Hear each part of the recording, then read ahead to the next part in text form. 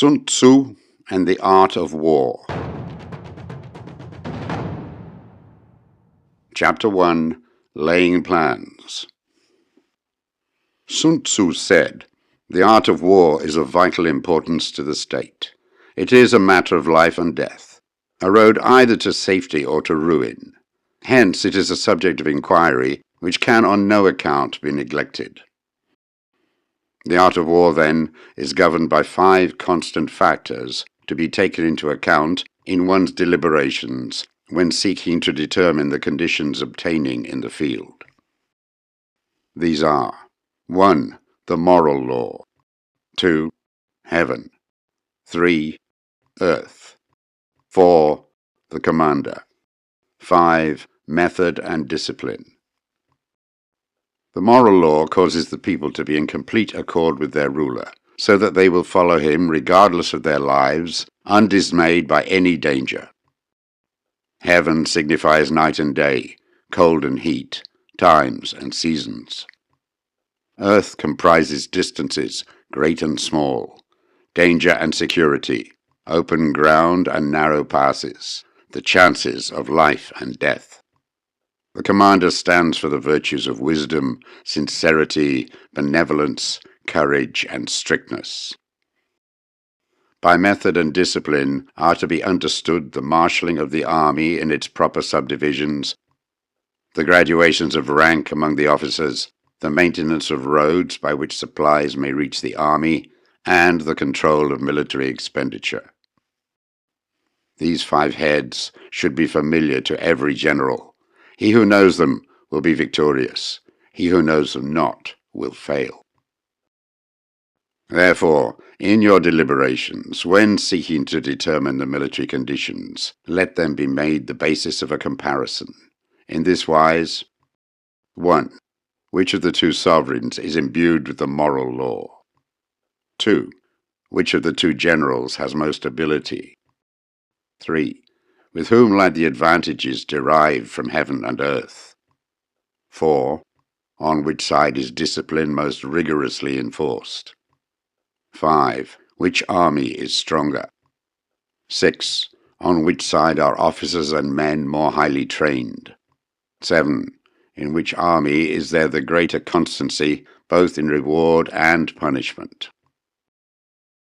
By means of these 7 considerations, I can forecast victory or defeat. The general that hearkens to my counsel and acts upon it will conquer. Let such a one be retained in command. The general that hearkens not to my counsel, nor acts upon it, will suffer defeat.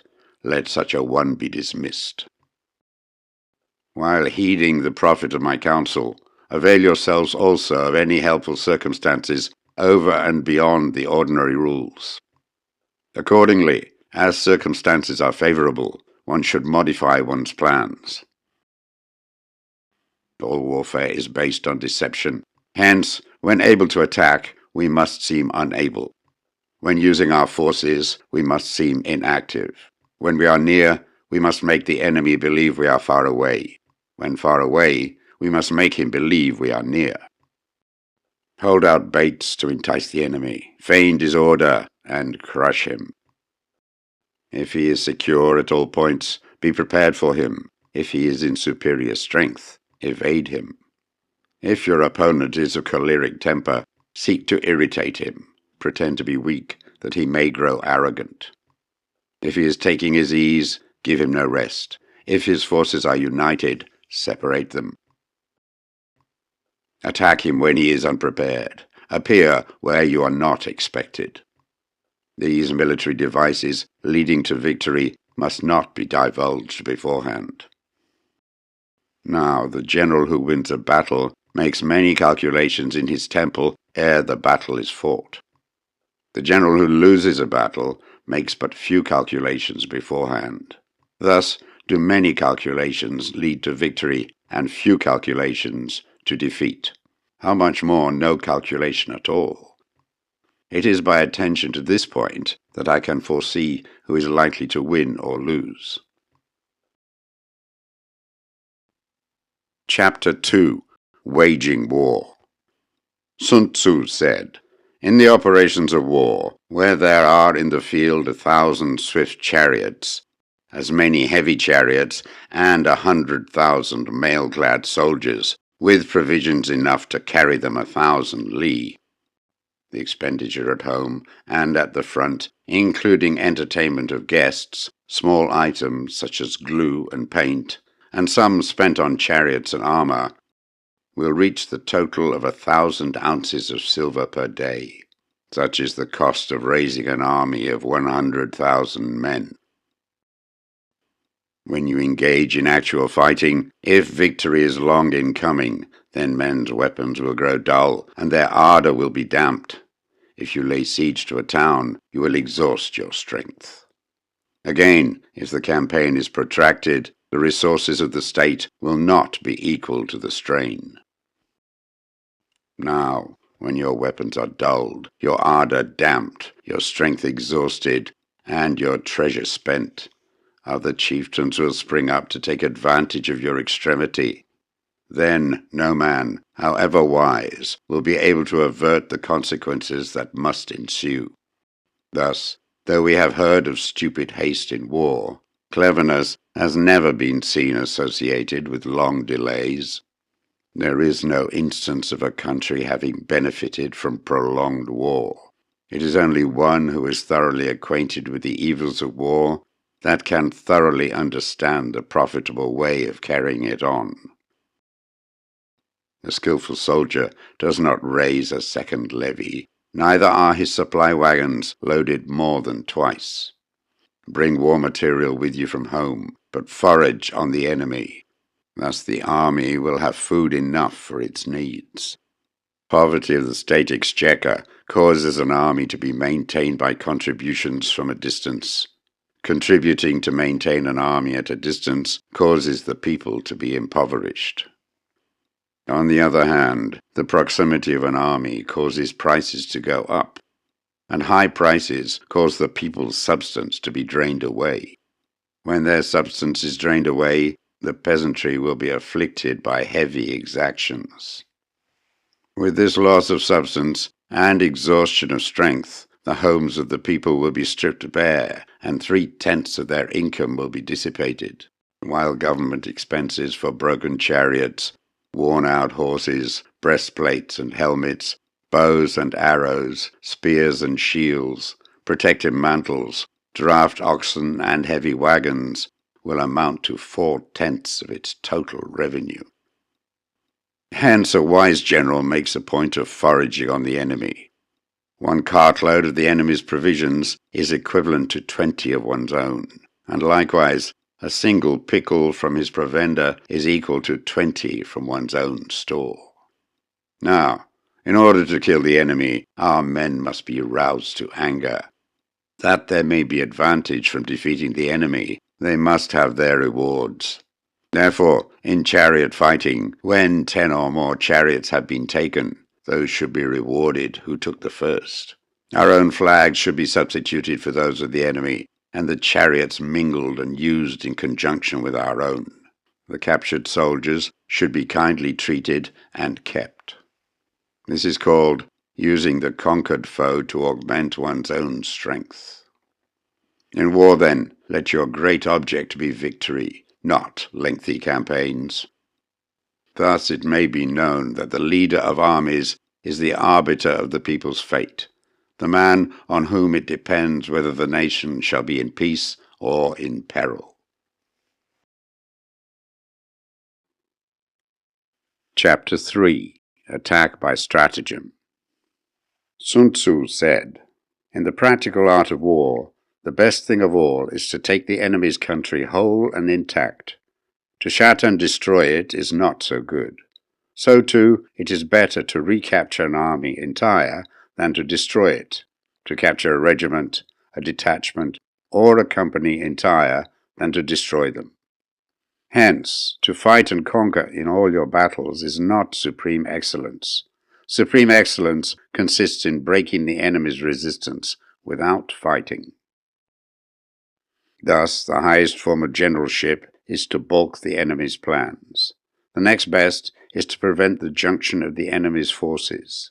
The next, in order, is to attack the enemy's army in the field, and the worst policy of all is to besiege walled cities. The rule is not to besiege walled cities if it can possibly be avoided.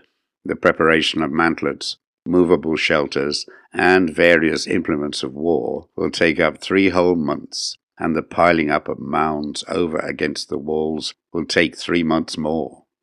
The general, unable to control his irritation, will launch his men to the assault like swarming ants, with the result that 1/3 of his men are slain, while the town still remains untaken.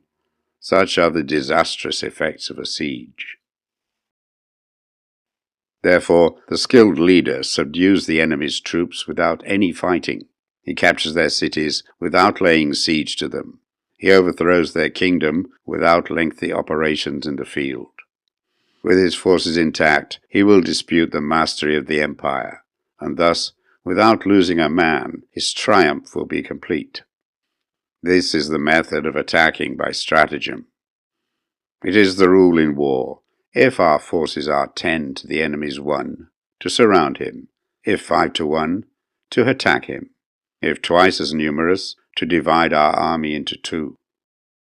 If equally matched, we can offer battle; if slightly inferior in numbers, we can avoid the enemy; if quite unequal in every way, we can flee from him. Hence, though an obstinate fight may be made by a small force, in the end it must be captured by the larger force.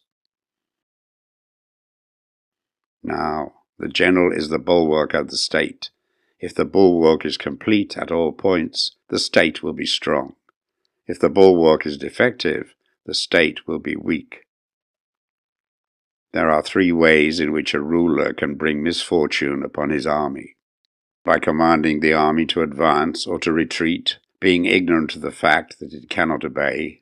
This is called hobbling the army. By attempting to govern an army in the same way as he administers a kingdom, being ignorant of the conditions which obtain in an army. This causes restlessness in the soldiers' minds. By employing the officers of his army without discrimination, through ignorance of the military principle of adaptation to circumstances. This shakes the confidence of the soldiers. But when the army is restless and distrustful, trouble is sure to come from the other feudal princes. This is simply bringing anarchy into the army and flinging victory away. Thus we may know that there are 5 essentials for victory. 1. He will win who knows when to fight and when not to fight. 2. He will win who knows how to handle both superior and inferior forces. 3. He will win whose army is animated by the same spirit throughout all its ranks. 4. He will win who, prepared himself, waits to take the enemy unprepared. 5. He will win who has military capacity and is not interfered with by the sovereign. Hence the saying, if you know the enemy and know yourself, you need not fear the result of 100 battles.